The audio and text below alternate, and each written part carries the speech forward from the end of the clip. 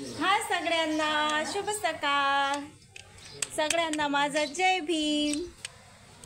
तर आज बनवणार आहे मी वड्या. मुंगाच्या डाळीच्या वड्या घालायसाठी मुंगाची डाळ भिजू घातली 2 किलो.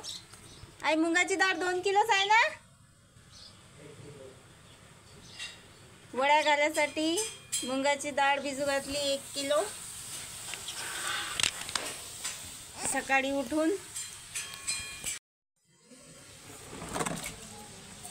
चला तर मग सगळ्यात पहिले घेऊ डाळ धुवून मुंगाची.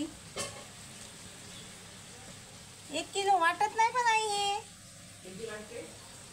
2 किलो वाटू राहिली वा.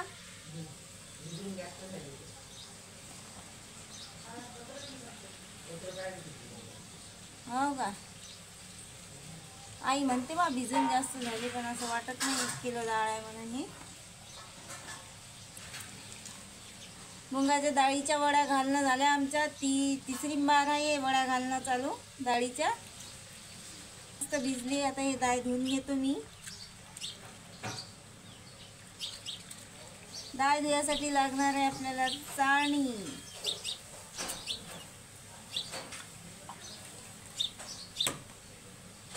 मी चाळणीतच डाळ धुतो. चाळणीत डाळ कशी धुवायची सांगतो मी तुम्हाला. पहा, अशी डाळ काढून घ्यायची चाळणीत.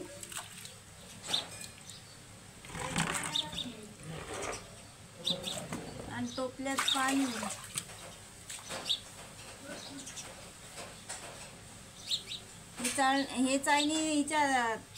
ही चाळणी पाण्यात ठेवली की सगळे पत्र वर येतात.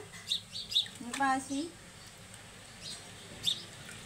आणि या चाळणीनं डाळ नाही जात, फक्त पत्रच जातात पाण्यात. डाळीवरचे पत्र तरंगतात पाण्यात आणि सगळे बसतात खाली. त्यासाठी आम्ही चाळणीनं धुतो डाळ. डाळ धुवायला सोपी जाते चाळणीनं. पाणी काढा, पाणी टाका. गावरान मुंगाची डाळ आहे. ते जे विकत भेटते सोलीव डाळ, त्याच्या वड्या चांगल्या नाही आहेत आणि गोडही नाही लागत आम्हाला. भुरक्या होतात आणि याच्या वड्या अशा पिवळ्या येतात.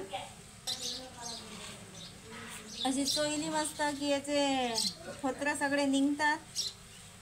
पाण्यात घेऊन गाळून काढायची. त्याचे पत्र सगळे पाण्यात जातात आणि खाली बसतात आणि आपली डाळ वड्याला तयार होते.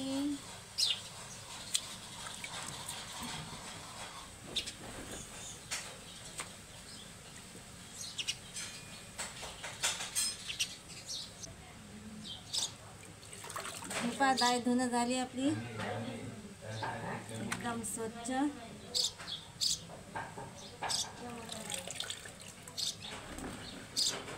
हे काढून घेतो आता या टोपल्यात. मस्त झरते मग ते, कारण वड्या टाकायसाठी जास्त पाणी नाही पाहिजे त्याच्यात वडे डाळीत. त्यासाठी डाळ घालतो आता झरू या टोपल्यात. याच्यातच डाळ चोळून घेतली बाई. ही आता चाळणीतही चोळता नाही येत, कारण चाळणीत पाणी नसतं, पाणी नाही राहत ना, म्हणून. हे काढून घेतो आता चाळणीत. हे बा फोत्रच वर आले हिचे पाण्यात चोळली तर. पाण्यात चोळली की असे फोत्रे येतात वर भराभर भराभर.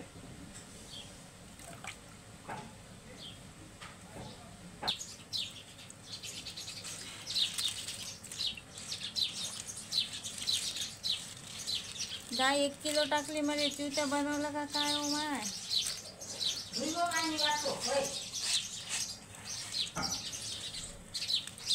तू वाटतं का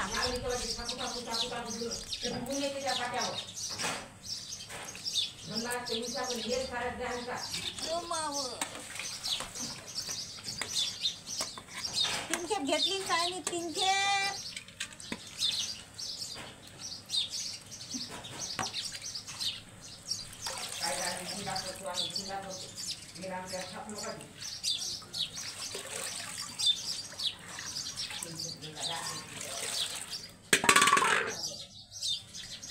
पहिले चोळून ठेवली आता डाळ. मुठ जायला लागली पिंचप घेतली म्हणते. मग हे चाळणीत बसते का? मुठमुठच घ्यावं लागेल ना. धरू देईल ते आताच टाक म्हणायला तर आता धुतो नको.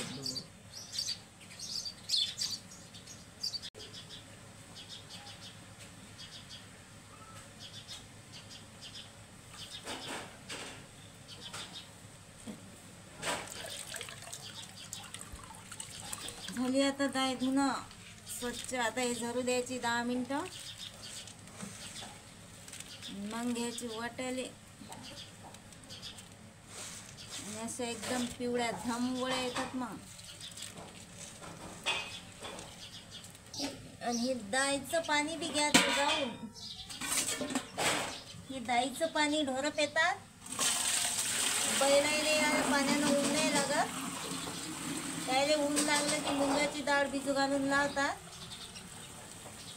आणि हे डाळीचं पाणी पिण्याला त्याला ऊन नाही लागत. म्हणून हे पाणी ठेवायचं बैलासाठी.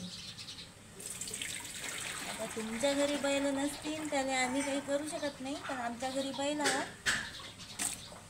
तुमच्या घरी जर बैल नसतील तर तुमच्या शेजारी पाजारी पाणी देऊन द्यायचं डाळीचं बैलासाठी. कारण हे बैलाले लई पौष्टिक असते. यानं बैलाले ऊन नाही लागत. आणि ऊन लागलं तरी उतरते. आणि आता ऊन लई तपू राहिलं. कायच पेतात बिचारे डाळीचं पाणी. तेवढा दान धर्म करत जा. काय एवढे फोत्र निघले. हे फोत्रे खातात म्हणा ते, पण त्याला पाण्यात खाता येत नाही बैलाले. म्हणून हे अल्ल काळा लागतं. डाळ सोकली मस्त. आता आई लागली वाटायला. पाटा बी अर्धाच आहे आमचा. अर्धा फुटला. लय मोठा पाटा होता तो. जेवढी गुंड आहे तेवढा पाटा होता, पण तो अर्ध्या मंदात फुटलाच. तरी आम्ही त्याच्यावरच काम भागू राहिलो. पाटा हाय अर्धा, पण वाटायला लय सोपी जाते. कारण त्याची गुंड लय भारी आहे. जास्त भार नाही द्यावं लागत. गुंड फिरवली की झालं फक्त.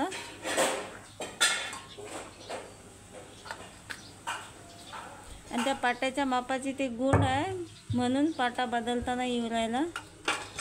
आणि एवढं वजन कोणी आणतही नाही. बाजारात गेलं तर टरबूज कोणी आणत नाही. आणि आता पाटा कोण आणणार आहे.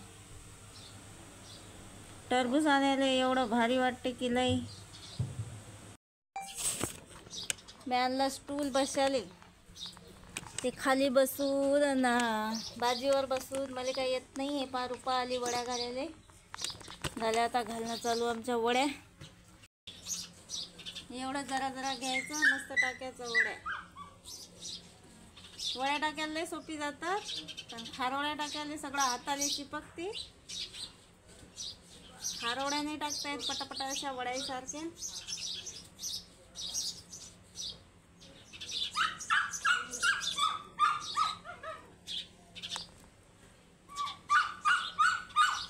कुत्रीला काय झालं हो माझ्या रोज. आज आमची शेजारी नाही घरी, नाही तर वड्याचं भिजवलं. वड्या टाकताना दिसले की येते रासकन्या काकी. ती गेली बहीणच्या घरी गावा, म्हणून आज रुपाली यायला लागलो वड्या टाकायला. नाही तर दोन्ही वेळेस घातल्या तर रासकन्या काकीनंच घालू लागल्या वड्या. रुपानं वाटलं होतं पण तवा. आज रासकन्या काकी नाही तर नमनही आला नाही वड्याचं खायला. नाही तर नमनही गचागच खाते वड्याचं. झालं आईचं वड्या वाटून. आता रुपानं फक्त काहीतरी झलक दाखवली वड्या टाकायला आणि लागली भांडे घासायला. मी टाकू राहिली 31 वड्या. एवढ्या वड्या टाकल्या मी. रुपानं ते तिकडे टाकल्या. झाल्या आता वड्या टाकणं बी एवढंच राहिलं आता वड्या टाकायचे.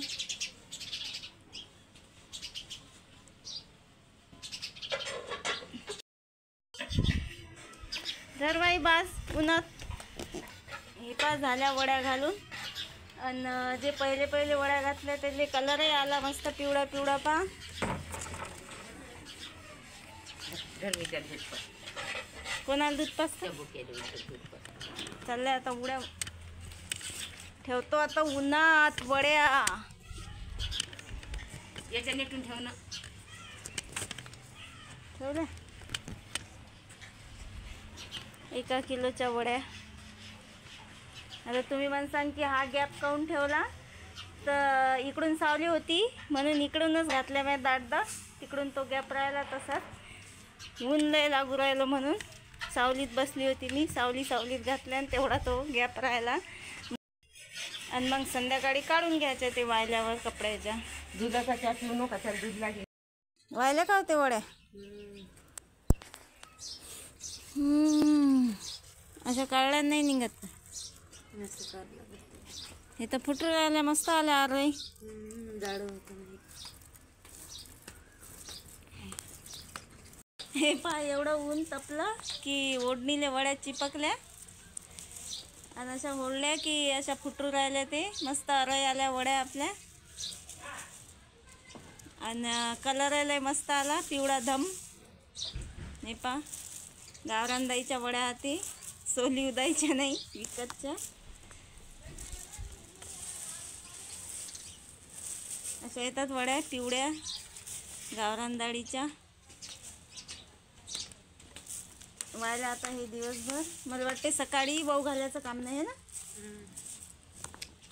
एकदम कडक व्हायला. उद्या वाहू घालायचं काम नाही. वड्या वाजू राहिल्या मस्त. खान. आता हे भरून ठेवा मस्त भरणी.